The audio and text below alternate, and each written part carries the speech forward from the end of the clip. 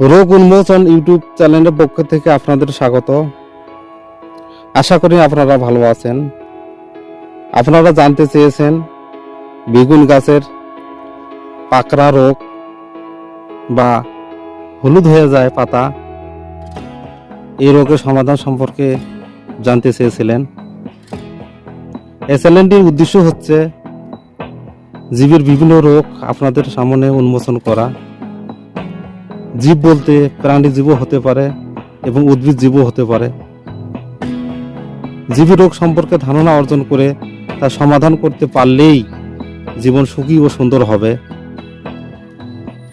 যারা এখনই চ্যানেলটি সাবস্ক্রাইব করেননি তারা অবশ্যই চ্যানেলটি সাবস্ক্রাইব করে নিন এবং পাশে থাকা বেল বাটন প্রেস করে নিন, যাতে পরবর্তী ভিডিও নোটিফিকেশন আপনাদের ফোনে চলে যায়। তাই রোগ উন্মোচনের সাথে থাকি, সুখী ও সুন্দর জীবন গড়ি।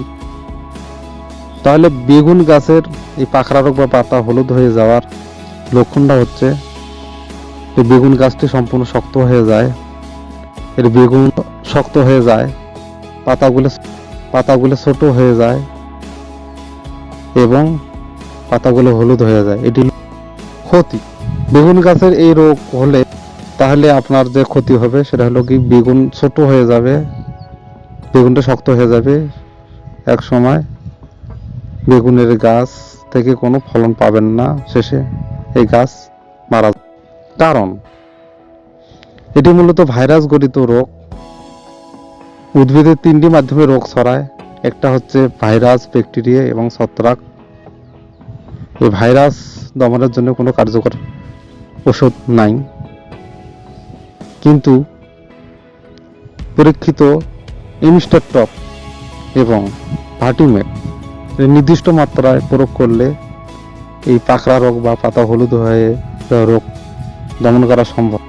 এর পাশাপাশি আক্রান্ত গাছ আপনার উপরে ফেলে দিতে হবে এবং পাতা আক্রান্ত হলে পাতা কেটে পুড়ে ফেলতে হবে। তা আশা করি বিষয়টি আপনারা জানতে পেরেছেন।